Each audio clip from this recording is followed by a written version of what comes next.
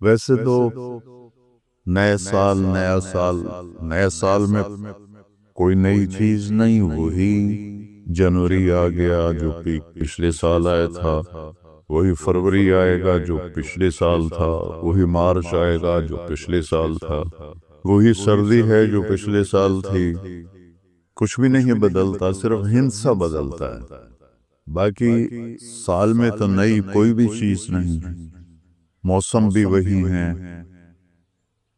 دن رات بھی وہی ہیں، بارش آندھیاں بھی وہی ہیں، دریاؤں کی روانی، ہمارے تو دریا خشک ہو گئے، وہی پہاڑوں پہ برف ہے، وہی آبشاریں ہیں، وہی چشمے ہیں، وہی پرندوں کی ڈاریں ہیں، وہی رات کا اندھیرا ہے، وہی دن کا اجالا ہے، وہی صبح و شام ہے، وہی کہیں رونا ہے، کہیں ہنسنا ہے، کہیں دکھ ہے، کہیں سکھ ہے، کہیں ظالم ہے، کہیں مظلوم ہے، کہیں بدکار ہے، کہیں نیکوکار ہے، کہیں دھوکے باز ہے، کہیں دیانتدار ہے۔ ہر چیز تو اسی طرح چل رہی، تو تبدیلی کیا ہوئی؟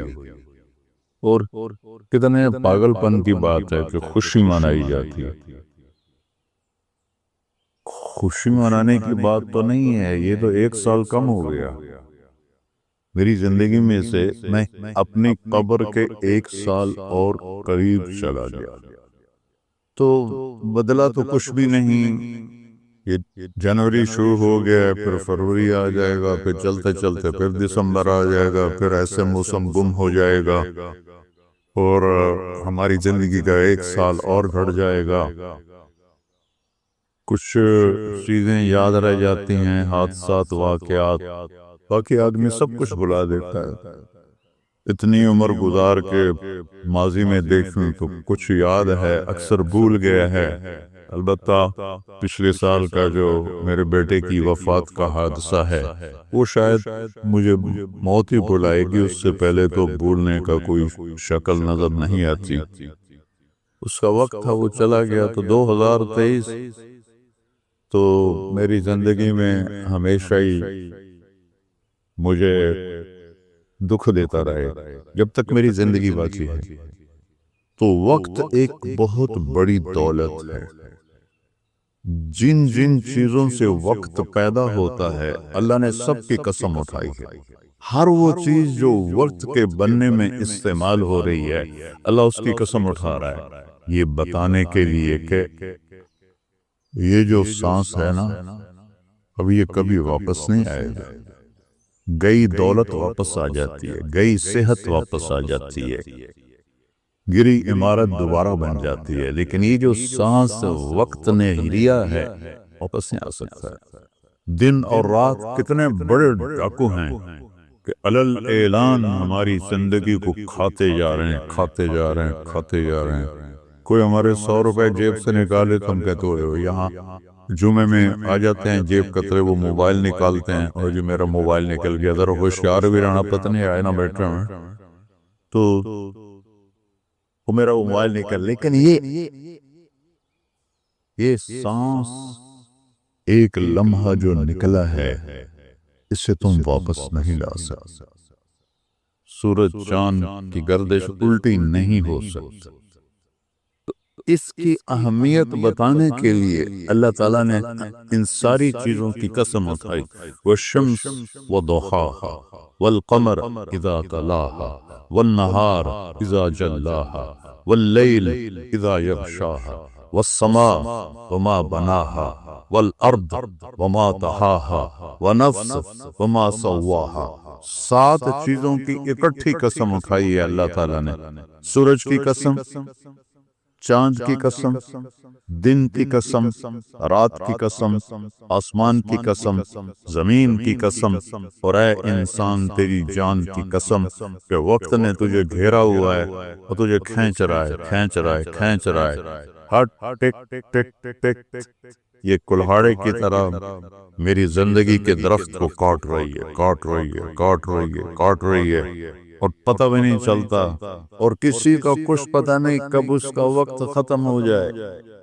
میں اپنے بارے میں تو سوچتا تھا کہ 70 سال کا ہو گیا ہوں، تو اب میری زندگی مطلب جامن دا ویلا نیڑے ہی ہے، لیکن وہ عاصم پہ وقت آ گیا کہ 36 سال کا نوجوان اور اتنا صحت مند کہ 30 کلومیٹر مسلسل دوڑنے کی طاقت تھی اس کے، 30 کلومیٹر ایک سانس میں دوڑتا تھا، اور خانپور ڈیم کو 1 گو میں اس نے کراس کیا اور آر پار کیا۔ اس کے اوپر موت کا حکم آ گیا تو کچھ پتہ نہیں ہے، مریض سسک رہا ہے یا اللہ موت دے دے، وہ جوان مانگ رہا ہے یا اللہ زندگی دے دے، اس پہ موت آ جاتی ہے۔ اور وہ ہمارا ایک نوکر تھا چاچا فتح محمد نام تھا، فتح کہتے تھے، آخر عمر میں بیمار ہو گیا تھا، تو میں اس کا حال پوچھنے گیا تو مجھے کہا میاں موت نہیں آ رہی، ہمارا ٹائٹل ہے وہاں خاندان میاں، میاں موت نہیں آ رہی۔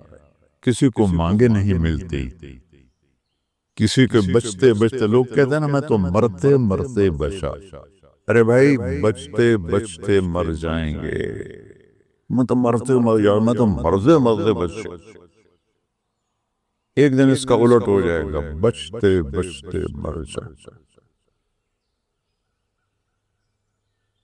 وقت قیمتی چیز ہے، اور یہ قیمتی بنتا ہے اس میں کچھ بھرنے سے، اور جو بھر دو گے نکال نہیں سکو، وقت کے برتن میں جو بھرو گے، وہ بوتلوں میں یہ سیرپ مشینوں ایسے ڈال رہی ہوتی ہے نا، ایسے بوتل آتی ہے، اس میں اوپر سے وہ مشین اس کے اندر سیرپ ڈالتی ہے، وہ آگے چلی جاتی ہے، کبھی کوئی بوتل مس ہو جاتی ہے تو خالی آگے نکل جاتی ہے، اس کے اوپر کھڑا ہوا جو ہے کام کرنے والا، وہ اس کو اٹھا کے دوبارہ پیچھے رکھ دے تو پھر بھر جاتی ہے۔ لیکن یہاں یہ نہیں ہو سکتا کہ میری یہ گھڑی خالی چلی گئی، کچھ بھی نہ کیا، یا موبائل سے کھیلتا رہا۔ کتنے نوجوان کیا بوڑھے کیا موبائل سے کھیل کھیل اپنی زندگی برباد کر رہے ہیں، گیموں میں زندگی برباد کر رہے ہیں، چیٹنگ میں زندگی برباد کر رہے ہیں۔ وقت ایک قیمتی چیز ہے، یہ سال مہینے تو ہم نے بنائے ہیں، اللہ نے کہا تھا تعلموا عدد السنین والحساب، مہینے سال تم خود بنا لینا، میں تمہیں وقت کھلا دے رہا ہوں جب تک تمہاری زندگی ہے۔ 17 ہجری میں حضرت عمر رضی اللہ تعالیٰ عنہ کی حکومت تھی، ابو موسیٰ اشعری رضی اللہ تعالیٰ عنہ یہ گورنر تھے بصرہ کے، تو انہوں نے خط لکھا کہ امیر المومنین آپ کے خط آتے ہیں، نہ پتہ ہوتا ہے یہ کب نافذ ہونا ہے اور نہ پتہ ہوتا ہے یہ کب ختم ہونا ہے، تو ارخ لنا، تو ہمارے لیے کوئی کیلنڈر بنائیے۔ تو حکومت بہت پھیل چکی تھی، 22 لاکھ مربع میل میں حکومت پھیل چکی تھی، تو حضرت عمر کو یہ بات بڑی پسند آئی، تو انہوں نے سب کو جمع کیا، فرمایا بھائی ابو موسیٰ کا خط آیا ہے تو ہمیں اپنا کوئی کیلنڈر بنانا چاہیے۔ سب نے کہا بالکل صحیح ہے، تو فرمایا کہاں سے شروع کریں؟ تو ایک رائے آئی میلاد النبی سے شروع کریں، ولادت نبی سے شروع کریں۔ ایک رائے آئی غزوہ بدر سے شروع کریں، ایک رائے آئی فتح مکہ سے شروع کریں۔ آپ نے حضرت علی سے پوچھا تمہاری کیا رائے ہے؟ کہا ہجرت سے شروع کریں، کہ ہجرت سے اسلام زندہ ہوا، آپ کی ہجرت ہوئی تو اسلام کے دروازے کھلے۔ تو عمر رضی اللہ تعالیٰ عنہ کو یہ رائے سب سے زیادہ پسند آئی، اور یہ طے پایا کہ بھئی ہم ہجرت نبی سے اپنے سال کو شروع کریں گے۔ تو محرم سے ہجرت کی ابتدا ہو گئی۔ تو آپ نے فرمایا چونکہ ہجرت کی ابتدا تو محرم سے ہے، میں ہمارے نبی نے ہجرت کی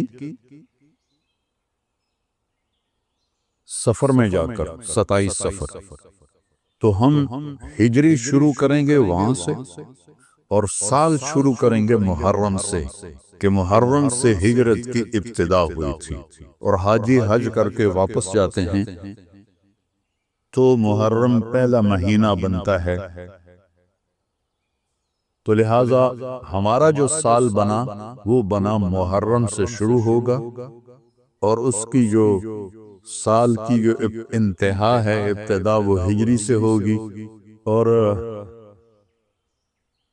صحابہ اجازت لے رہے تھے، جا رہے تھے، ابوبکر صدیق نے اجازت مانگی تو آپ نے انکار کر دیا، تو کہا یا رسول اللہ میں آپ کے ساتھ جاؤں گا، آپ نے کہا۔ حضرت عمر رضی اللہ عنہ نے اجازت مانگی، آپ نے دے دی، تو حضرت عمر رضی اللہ تعالیٰ عنہ نے زرہ پہنی، تلوار سجائی اور بیت اللہ کا طواف کیا، اور جہاں سارے قریشی بیٹھے تھے وہاں کے کھڑے ہو گئے، کہا بھائی جو یہ چاہتا ہو کہ اس کی بیگم بیوہ ہو جائے، بچے یتیم ہو جائیں، تو یہ میں مکہ چھوڑ کے جا رہا ہوں، جس مائی کے لال میں طاقت آئے اور مجھے روک کے دکھائے۔ ایک بھی نہیں اٹھا، ایک بھی نہیں اٹھا، سارے سہم گئے، دبک گئے۔ میرے نبی سے زیادہ دلیر تھے حضرت عمر، آپ چھپتے گئے۔ حضرت عمر کا فعل سنت نہیں بننا تھا، میرے نبی کا فعل سنت بننا تھا۔ کمزوری کے وقت میں کیا کرنا ہے ہمیں طریقہ سکھانے کے، ورنہ جبریل ایسے براق پہ بٹھاتے اور جا کے مدینے اتار دیتے۔ امت کو سبق دینا تھا، جب تم کمزور ہو تو پھر اس وقت تم نعرے بازی نہ کرو، اپنی طاقت کو حاصل کرو۔ نعروں سے بھی کبھی کوئی قوم فتح ہوتی، اور بددعاؤں سے بھی کبھی کوئی قوم برباد ہوتی، ہمارے جیسوں کی بددعائیں۔ تو اپنی اصلاح کمزوری کے وقت میں وہ کرو جو میرے نبی نے کر کے دکھائے، کمزوری کے وقت میں وہ نہ کرو جو بدر میں انہوں نے کر کے دکھایا۔ اس وقت سارا باطل ہم پر چھایا ہو، ہمیں تو ایک جہاز کا پرزہ بھی بنانا نہیں آتا، تو وہ کتنے بے وقوف ہوں گے جو کہیں ہم کو ذرا پرزہ دے گا جو تھوڑو تو ہی بم سٹنا ہے۔ کیا خیال ہے دیں گے وہ؟ جب تک ہم اپنے وسائل پہ، جب تک ہم اپنے علم میں، دیکھو چائنا والوں نے جا کے انگلینڈ میں علم نہیں سیکھا، امریکہ میں علم نہیں سیکھا۔ ہمارا ہر محکمہ، چاہے وہ فوج ہو چاہے وہ سول ہو، امریکہ جا رہے ہیں، انگلینڈ جا رہے ہیں سیکھنے کے لیے۔ ارے دشمن بھی کبھی سکھائے گا کچھ؟ ہم خود تراشتے ہیں منازل کے سنگ میر، ہم وہ نہیں ہیں جن کو زمانہ بنا گیا۔ جاپان نے کوئی جا کے انگریزی سیکھی تھی، چائنا نے انگریزی سیکھی تھی۔ انگریزی سیکھنا کوئی منع نہیں ہے، ایک زبان ہے، سیکھو، لیکن اس کو بڑائی اور عزت کا معیار بنا لیں، کیا ظلم و ستم ہے یارو۔ اپنے علم میں خود مختار بنو گے، اپنی طاقت حاصل کرو گے، اللہ سے تعلق بڑھاؤ گے، پھر نعرے لگاؤ ایسے زندہ باد مردہ آباد، کیا فضولیات۔ مسجدوں میں اتنا شور مچ جاتا ہے، زندہ آباد مردہ آباد۔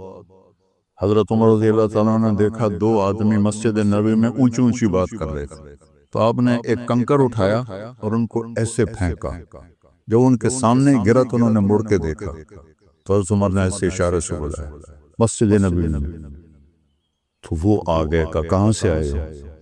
کہ یہ طائف سے۔ کہ اگر تم مدینہ کے ہوتے تو مار مار کے تمہارے چہرے میں خونی کر دیتا، تم نبی کی مسجد میں اونچی آواز سے بول رہے۔ یہ ساری مسجدیں مسجد نبوی سے جڑی ہوئی ہیں، بیت اللہ سے جڑی ہیں، ان میں نعرے کبھی زندہ آباد کبھی مردہ آباد۔ یہ کیا امت نے طریقہ اپنا دیا۔ سلطان عبد المجید نے جب مسجد نبوی بنائی، جو سیکنڈ لاسٹ تھا ترکی بادشاہ، تو اس نے ساری دنیا سے کاریگر بلائے، ان کو استنبول میں ایک بستی میں ٹھہرایا اور کہا اپنے ہر ہنر والا اپنے بچے کو حافظ بنائے اور اپنا ہنر سکھائے۔ تو سب نے ایک ایک بچہ حافظ بنایا، اپنا تعمیراتی ہنر سکھایا، تو 3000 حفاظ اور کاریگر تیار ہوئے۔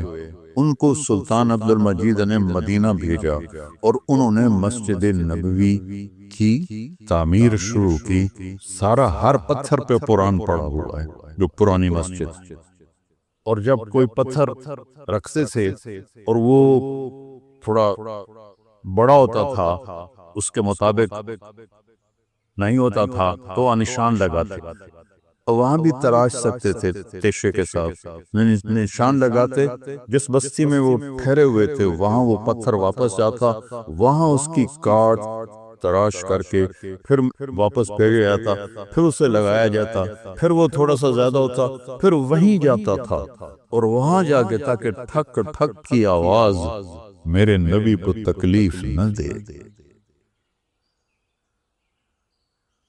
میرے نبی تو اپنی قبر میں زندہ ہیں تاکہ ان کو تکلیف نہ ہو، تو پھر اس کو واپس لا کے پھر جوڑا جاتا تھا۔ ایسے ہی بیت اللہ بنا، وہ جو پرانا اب انہوں نے گرا کے نیب کر دیا، تو ہر پتھر پہ قرآن پڑھا گیا ہے، ہر پتھر پہ، اور مسجد کا ادب ایسا تھا۔ پھر اس کے بعد یہ نئی مسجد، ہر سال میں جاتا تھا، میں دیکھتا تھا وہ کاریگر سگریٹ پی رہے ہوتے تھے، دھواں اڑا رہے ہوتے تھے، اور ساتھ تعمیر کر رہے ہوتے تھے۔ نہ وہ عشق میں رہیں گرمیاں، نہ وہ حسن میں رہیں شوخیاں، نہ وہ غزنوی میں تڑپ رہی، نہ وہ خم ہے زلف ایاز میں۔ وہ زمانہ ہی بدل گیا، وہ مسلمان آئے وہ شاک گئے وعدہ فردہ لے کر، اب انہیں ڈھونڈ چراغ رخ زیبا لے کر۔ تو ہمیں قمری سال دیا گیا، اس کی وجہ مجھے سمجھ آئی 2014 میں جب میں ناروے گیا، اور ناروے میں ہے اینڈ آف دا ورلڈ، شمال میں and of the world Norway میں ہے، میں وہاں گیا۔ اس علاقے میں 2 مہینے سورج نکلتا نہیں اور 2 مہینے ڈوبتا نہیں، تو کیلنڈر جو شمسی ہے وہ فیل ہو جاتا ہے، رات ہے لیکن سورج نکلو پتہ نہیں دن ہے یا رات، دن ہے سورج نکلا ہوا پتہ نہیں دن ہے یا رات ہے۔ تو کئی علاقے ہیں ایسے اوپر شمال میں جہاں سورج کا کیلنڈر فیل ہو جاتا ہے۔ تو 3 گھنٹے کا اوسلو سے جہاز تھا، آگے 5 گھنٹے کا موٹر کا سفر تھا، 8 کلومیٹر کی سرنگیں تھیں، اور پھر آخری بستی مچھروں کی تھی، وہاں سے پھر 1.25 گھنٹہ آگے موٹر کا سفر تھا۔ تو جب ہم وہاں پہنچے تو وہ جون جولائی سورج ڈوبتا نہیں، 1 اگست کو ڈوبنا شروع کرتا ہے، اور ہم 4 اگست کو پہنچے، اور شروع میں بس 1 تاریخ کو ایسے ڈوبتا ہے ایسے نکل آتا ہے، پھر 2 کو تھوڑا سا وقفہ کرتا ہے، 3 کو تھوڑا سا وقفہ کرتا ہے، 4 اگست کو 20 منٹ کی رات، چونکہ میں 4 اگست کو کیوں مجھے یاد ہے، 4 اگست کو 20 منٹ کی رات، اور ہم وہاں پہنچے تو ابھی ہم نے مغرب بھی پڑھنی تھی، عشاء بھی پڑھنی تھی، اور سورج نکلنے سے پہلے فجر بھی پڑھنی تھی۔ تو یہ ایک انوکھا واقعہ میرے ساتھ آیا ہے جو شاید ہی کسی اور کے ساتھ پیش آیا ہو، یا میرے ساتھ جو ساتھی تھے وہ میں بھاگا اور ریلنگ سے اس کے ساتھ کھڑے ہو کر میں نے اذان دی۔ مجھے اللہ کی مخلوق کو 2 دفعہ دیکھ کے ہیبت طاری ہوئی۔ ایک ماؤنٹ ایورسٹ کو دیکھا کہ وہ پوری طرح ننگا تھا، چوٹی خالی تھی، دیکھ کر میں بالکل گم ہو گیا، جس کے تیر اتنے بڑے ہوں وہ اللہ کتنا بڑا ہوگا۔ اور ایک وہ جب میں اینڈ آف دی ورلڈ پر پہنچا تو اس کا وہ منظر دیکھ کے میں گم ہو گیا۔ میں نے اذان دی، ٹھنڈی ہوا چل رہی تھی، تو میں نے قبلہ دیکھنا چاہا تو چاند سامنے چمک رہا تھا، سورج فیل ہو گیا تھا، چاند چمک رہا تھا۔ تو آج سمجھ میں آیا کہ اللہ نے ہمیں چاند کا کیلنڈر کیوں دیا ہے، کہ میرا نبی سارے زمانے کا نبی ہے۔ جہاں سورج نہیں نکلتا اور جہاں سورج کئی مہینے نہیں ڈوبتا، اگر وہاں کوئی مسلمان ہیں تو دن رات کا حساب کیسے لگائیں گے؟ چاند کو دیکھ کر میں نے چاند دیکھا، واہ واہ اب یہ رات کھڑی ہے، تو وہ قبلہ فٹ کیا، مغرب کی نماز پڑھی۔ مغرب عشاء اکٹھے پڑھنا تو مسافر کے لیے جائز ہے باقی ائمہ کے نزدیک، تو پہلے مغرب پڑھی، پھر عشاء پڑھی، پھر ساتھ ہی میں نے فجر کی اذان دی، ہاں عشاء پڑھی، ایک وتر پڑھنا بھی سنت ہے، تو میں نے کہا بھی آج ہکو وتر پڑھو کدیں فرض نہ نکل جاوے، تو ایک وتر پڑھا، پھر میں نے فجر کی اذان دی، ٹک ٹک ٹک ٹک 2 سنتیں پڑھی، پھر والعصر انا اعطینا سے میں نے فرض نماز پڑھائی، اور بیٹھے ہی تھے کہ سورج آ کے السلام علیکم۔ تو وہاں جا کے مجھے یہ بات سمجھ میں آئی کہ اللہ نے ہمیں چاند کا کیلنڈر کیوں دیا ہے، یہ کہیں بھی ناکام نہیں ہوتا، کہیں فلاپ نہیں ہوتا۔ سورج کا کیلنڈر کتنی جگہ ہیں دنیا میں جہاں فلاپ ہو جاتا ہے، ناکام ہو جاتا ہے، تو یہ ہمارے نبی کی عالمی نبوت کی ایک دلیل چاند کا نظام شمسی بھی ہے۔ تو بھائیو، میں بہت ساری باتیں وقت کے متعلق بتا گیا، کہنا تو یہ تھا کہ ہندسہ بدلا ہے تو اپنے آپ کو بھی بدلیں، توبہ کریں اپنے رب کی بارگاہ میں، اور گناہوں سے توبہ کریں، پتہ نہیں کب عاصم کی طرح کس کو موت اٹھا کے لے جائے، تو نہ جانے بلا لے پیا کس گھڑی، تو کیا کیا کرے گی کھڑی دن کے دن، نہ جانے بلا لے پیا کس گھڑی، پتہ نہیں کب موت کا ڈنکا بج جائے۔ تو بھائیو، اس سے پہلے توبہ کرو، اپنے رب کی بارگاہ میں جھکو، فرائض ادا کرو، 5 نمازیں پوری پڑھو، جھوٹ نہ بولو، سچ بولو، دھوکہ نہ دو، دیانتداری سے چلو، بدکاری نہ کرو، نکاح کرو، نشے نہ کرو، حلال پیو، حلال کھاؤ، حرام نہ کماؤ، حلال کماؤ، ماں باپ زندہ ہیں تو ان کے آگے اف بھی نہ کرو، بیوی بچوں سے حسن سلوک رکھو، روب جمانا نہیں۔ ماں باپ سے کہتا ہوں اولاد کی عزت کرو، اولاد کو عزت دو، انہیں ڈانٹ ڈپٹ سے نہ چلاؤ، پیار سے چلاؤ۔ اولاد سے کہتا ہوں ماں باپ کے آگے اف بھی نہ کرو، کہ وہ تمہاری جنت ہیں، وہ تمہاری جنت کے دروازے ہیں، اور اپنی کمائیوں میں حلال رکھو۔ ایک دوسرے سے لڑے ہوئے ہو تو صلح کر لو، کہ اللہ پاک کو آپس کا لڑنا بالکل پسند نہیں ہے۔ اور اب یہ سیاست کا بازار گرم ہو رہا ہے، یہ نہیں منافقت، منافقت کے سوا کچھ نہیں ہے، اس سے دور ہی رہو تو اچھا ہے۔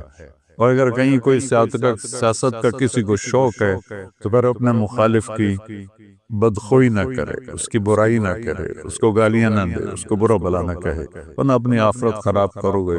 یہ ایم این اے ٹکے بھی کرائیں تو ان کی کیا حیثیت؟ آج کل کے وزیروں کو کون پوچھا؟ وزیر اعظم کو کوئی نہیں پوچھتا، تو وزیروں کو کس نے پوچھنا؟ جب میں لاہور پڑھتا تھا تو مغربی پاکستان ہوتا تھا، ایک صوبہ، اور اس کا گورنر تھا امیر محمد خان اکیلا، اور پورے مغربی پاکستان کے 11 وزیر، ان کا روب بھی تھا، ان کے پاس پاور بھی تھی، ان کا پروٹوکول بھی تھا، وہ دیانتدار بھی تھے۔ کیا کریں، اپنے اوپر ہی روئیں، آنسو بہائیں۔ تو بھائی توبہ کرتے ہو سارے؟ کہو میرے ساتھ، یا اللہ میری توبہ، پھر کہو یا اللہ میری توبہ، پھر کہو یا اللہ میری توبہ۔ انشاءاللہ ہماری توبہ قبول ہوگی، اور اگر کبھی ٹوٹ جائے پھر توبہ کر لینا، اللہ پھر معاف کر لے گا انشاءاللہ۔ میرا تو تعارف نہیں تھا، تو اس لیے مجھے تو خیال نہیں تھا کہ میرا کوئی بیان ہوگا۔ ہاں، عربی میری بہت اعلیٰ تھی اس وقت، تو وہاں سے میرا تعارف ہوا۔ کہنے کہ جب تم ممبر پر بیٹھے تو ہمیں بڑا غصہ چڑھا، تو میں سب سے پہلے 1982 میں گیا تھا انگلستان، اس وقت میری ابھی شادی بھی نہیں ہوئی، اور ایسی مشورے میں بیٹھے تھے، پرائیویٹ میں ہوتا تھا، تو انگلینڈ کی جماعت بننے لگی چلی، تو وہ جس کا ایک لمبا سفر ہو چکا ہو اور شادی شدہ ہو، یہ 2 شرطیں لازمی ہیں چھوٹے سفر جانے کے لیے۔ یہ چلی کی جماعت تھی، لہذا ہم تو غافل بیٹھے تھے، ٹھیک ہے ابھی بن جائے گی۔ میرے ساتھ بیٹھے تھے عبدالحلیم صاحب رحمۃ اللہ علیہ، ملتان کے بڑے اکابر تبلیغ میں تھے، ساری زندگی تبلیغ میں لگا، تو وہ مجھے مذاقاً کہنے لگے تیرا نام لے دوں؟ تو میں نے بھی ہنستے ہنستے کہہ دیا لے دو، دے دیں، کیونکہ ان کو بھی پتا تھا کہ طے نہیں ہوگا، مجھے بھی پتا کہ طے نہیں ہوگا، تو ہم دونوں نے اس کو مذاق بنا لیا کہ تیرا نام لوں؟ میں چلے سو جب وہ 3-4 نام طے ہو گئے تو انہوں نے کہا جی طارق جمیل بھی چلے جائیں، تو عبداللہ صاحب نے فرمایا ہاں یہ بھی چلے جائے، تو وہ میں بھی ایسے ہو گیا اور وہ سارے ایسے ہو گئے۔ تو مولانا زار شاہ صاحب رحمۃ اللہ علیہ فرمانے لگے اس کا تو کوئی سفر نہیں ہوا. کہنے کوئی بات نہیں, خدا بخش ساتھ ہے, سنبھال لے گا. بھائی خدا بخش صاحب امیر, اس کی شادی بھی نہیں ہوئی. کوئی نہیں, خدا بخش اس کے ساتھ ہے, اس کو سنبھال لے گا. میں ہکا بکا حیران, بھائی یہ کیا ہو گیا, مجھے تو خواب و خیال بھی نہیں تھا یہ ایسے ہو جائے گا. تو سارے مشورے والے بھی حیران ہو گئے. اللہ نے میرا نصیب لکھا ہوا تھا کہ میرا بیرون ملک کا پہلا سفر انڈیا تھا مارچ میں, اور یہ دسمبر میں تھا. باہر بیٹھے تو عبدالعلیم صاحب فرمانے لگے جلدی جا, پاسپورٹ بھی لے کے, پیسے بھی لے. تو اس وقت خیبر میل آنے والی, وہ سامنے نظر آتی تھی, کوئی آبادی نہیں, کوئی گھر نہیں. ہم رائمنڈ کے صحن میں بیٹھ کر ریلوے کی پٹڑی دیکھتے, بیچ میں رکاوٹ ہی کو نہیں, ٹرینوں کو گزرتے دیکھتے. تو گاڑیاں میں ازبر ہوتی تھیں, میں فلاں گزر گئی, فلاں گزر گئی. تو میں نے دیکھا خیبر میل آنے والی, میں نے وہیں سے دوڑ لگائی. وہ ایک گیٹ اس طرف ہوتا تھا جنوب کی طرف, وہ بند رہتا تھا. اس وقت ہمت جوانی, میں نے جمپ لگایا, گیٹ کو پکڑ کے چھلانگ لگا کے ادھر گرا. دوڑ ادھر میں نے دوڑ لگائی, ادھر خیبر میل آنا شروع ہو. میں کہ مارا گیا, نہیں پکڑ سکتا. خیر بھاگتے بھاگتے بھاگتے خیبر میل حرکت میں آ گئی, اور میں نے آخری ڈبے کا جا کے ڈنڈا پکڑا, اس پہ سوار ہو گیا. خرچہ پتہ کتنا تھا اس وقت؟ 10,000. انگلینڈ کا جانے کا 8,000 کا ٹکٹ تھا, اور 2,000 اوپر خرچہ ہونا. 4 روپے کا ڈالر تھا, 19 روپے کا پاؤنڈ تھا. تو میں گھر گیا, پاسپورٹ لیا, پیسے لیے, شام کو کسی گاڑی سے پھرا. رات ٹھہرنا پڑا چونکہ خیبر میل شام کو پہنچتی ہو. اگلے دن صبح میں پہنچ گیا. پہلا سفر ہمارا 1982 میں کراچی سے ہماری پرواز تھی PIA, پہلے دبئی, پھر استنبول, اور پھر لندن. یہ ہمارا 1982 کا پہلا سفر تھا. مجھے جانتے بھی کوئی نہیں تھا, جوڑ تھا. قاضی صاحب رحمۃ اللہ علیہ, خدا بخش صاحب رحمۃ اللہ علیہ, بھائی فاروق تھے رحمۃ اللہ علیہ, آٹے والے, ڈاکٹر امجد صاحب تھے, اور یہاں سے میں جماعت ساری کراچی سے تھی, صرف پنجاب سے میرا نام اس میں آیا تھا. عبدالستار کتھوریا صاحب تھے, سب اللہ کو پیارے ہو گئے, بس ایک ڈاکٹر امجد صاحب نہیں گئے. تو پہلی دفعہ ٹھنڈ میں گئے, نہ اتنی ٹھنڈ کبھی دیکھی تھی. جو ہی باہر نکلے تو لگا سارا خون ہی جم گیا ہے. لندن مرکز چھوٹا سا پرانا سا, بدبو آئے اس میں. وہاں ہماری جماعت ٹھہری. 2 دن کے بعد ہم ڈیوزبری گئے تو جوڑ تھا. یہ جتنے آپ بیٹھے ہو نا, بس اتنا مجمع تھا پورے ڈیوز انگلینڈ کے اجتماع کا, اتنا مجمع جتنا آپ بیٹھے. اور اس میں بھی کوئی چل آ رہا ہے, کوئی جا رہا ہے. تو میرا تو تعارف نہیں تھا, تو اس لیے مجھے تو خیال نہیں تھا کہ میرا کوئی بیان ہوگا. ہاں عربی میری بہت اعلیٰ تھی اس وقت, تو ترجمانوں نے مجھے جاتی لگا دیا بیان کا ترجمہ, تو میں بھی اپنا لگ گیا ترجمے میں. قاضی صاحب رحمۃ اللہ علیہ وہ شفقت فرمایا کر, انہوں نے اگلے دن کہا کہ اس کا بھی تو کوئی بیان کرو. پھر وہ انہوں نے طے کر دیا میرا ایک مختصر سا بیان, غالباً مغرب کے بعد تھا, مغرب سے عشاء تھوڑا سا ٹائم ہوتا. تو وہاں سے میرا تعارف ہوا. تو بعد میں ساتھی ملے, کہنے کہ جب تم ممبر پر بیٹھے تو ہمیں بڑا غصہ چڑھا, یہ کیا چوچے سے کو بٹھا دیا. میں بہت کم, میرا اس وقت 53 کلو وزن تھا. اتنا چوڑا ممبر ہے ڈیوزبری, مطلب اتنا بڑا, وہاں بیٹھنے کے لیے اس کے حساب سے کوئی آدمی, بڑی شاہد جیسا آدمی چاہیے. بھائی نظر بھی تو ہے. بیان سنا تو سارے ایک دم وہاں تو کھپ ڈل گئی, نعرے لگنے لگے. اترا تو انہیں بنگالی چمٹ گئے مجھ سے, تو ہم نے وہاں 40 دن گزارے. اس وقت کچھ اور نیا نیا پڑا ہوا تھا. میرا ہر بیان دوسرے سے مختلف ہوتا تھا, ہر بیان ایک دوسرے سے نہیں ملتا تھا. علمی ذوق تھا, دعوتی مزاج غالب نہیں تھا, علمی مزاج غالب تھا.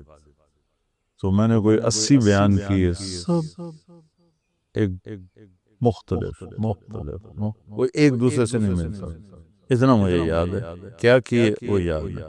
وہ میرا بہت بڑا تعارف ہو گیا وہاں. 1982 سے اب کیا ہے 2017 مسلسل میرا جانا ہو رہا ہے. اللہ لے جاتا ہے اپنے فضل و کرم سے. گلاسگو میں پہلا بیان تھا میرا 1982, تو 50 آدمی ٹوٹل بیٹھے. ٹوٹل 50 سال، اور میں نے بیان کتنا کیا؟ 3 گھنٹے، 3 گھنٹے بیان کیا 50 آدمی۔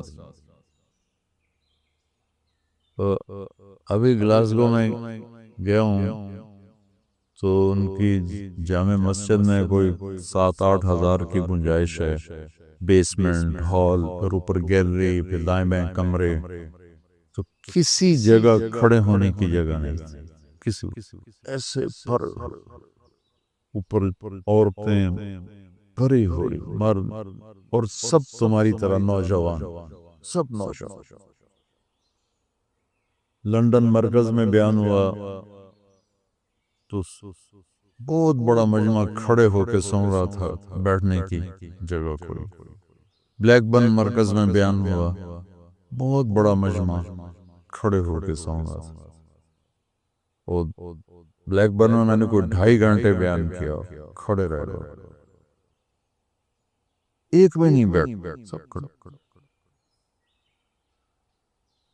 وہاں گلاسگو میں بھی ایسے ہی دیکھا کہ جن کو نیچے بیسمنٹ میں جگہ مل رہی وہ نیچے نہیں جائے، وہ دروازے میں کھڑے ہو کے بس دیکھنا چاہتے ہیں، دیکھو سننا چاہتے ہیں۔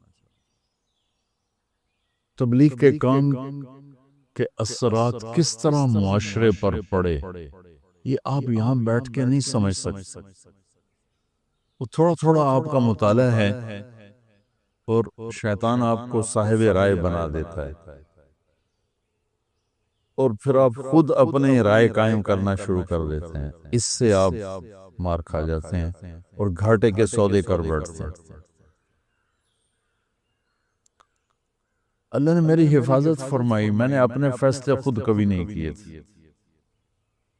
حالانکہ جتنا میں پڑھتا تھا نا تم اس کا 100 بھی نہیں پڑھ سکتے اس وقت کی بات۔ اب تو مجھے مدت ہوئی ہے یار کو مہما کیے، ماں ہر چہ خاندائیں فراموش کردائیں، بھول بھلائیاں، لیکن میں 1 منٹ میرا خالی نہیں ہوتا تھا۔ کھانا،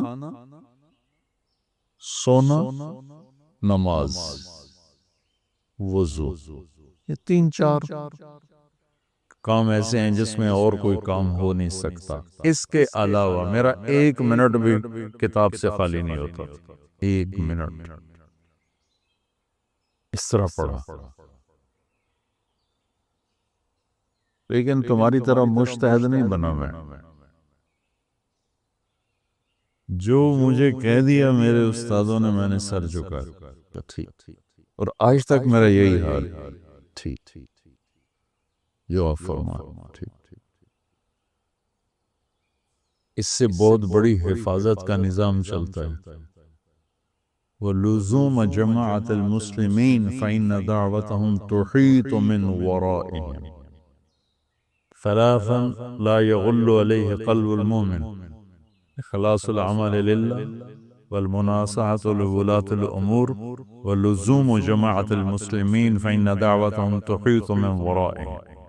اجتماعی نظام کے ساتھ کٹھے چلنے سے ان کی دعائیں تمہیں اپنے گھیرے میں لے لیتی ہیں، تو تم غلط فیصلوں سے بچ جاتے ہو، غلط چلنے سے بچ جاتے ہو۔ تو جو میں دیکھ کے آتا ہوں وہ آپ کو بتانے کی کوشش کرتا ہوں تاکہ آپ اندر سے تبلیغ کے کام میں لگیں، تمہاری ترجیحات میں تبلیغ۔ واللہ مدرسوں کی اب ضرورت کوئی نہیں ہے، جتنے ہیں بہت کافی۔ کہ کیوں بنائے ہیں؟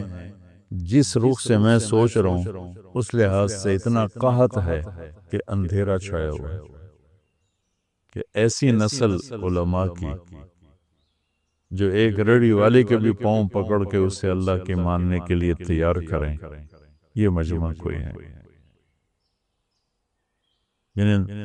جنہیں گرے سے گرے پڑے تک کو بھی اللہ کی بات پہنچانے میں آر محسوس نہ، یہ کوئی نہیں۔ چاہتا ہوں تم ایسے بن جاؤ،